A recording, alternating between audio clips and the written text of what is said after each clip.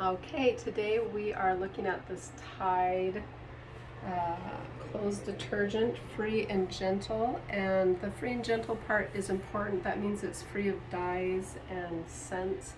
And this fragrances are, one of our children has really sensitive skin, and even if we only use special detergent for his clothes, if it's on the washing machine at all, it affects him somehow. So like the whole family has to use the same kind or it makes his skin break out. So I always look for the free and gentle part. And then Tide is great at keeping colors strong in clothes. This brand, this particular kind is awesome because it has these little markings where you can decide how big it is. And again, for us, we don't want to put in too much detergent because that can also be hard on the skin. So for a medium load, this would be a little bit bigger than a medium load. Oh.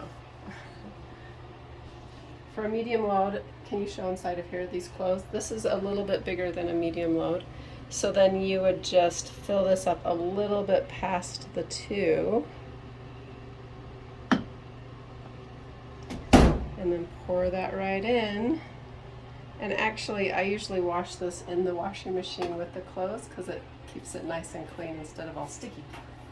And then you just go ahead and start your washer, and you're good to go.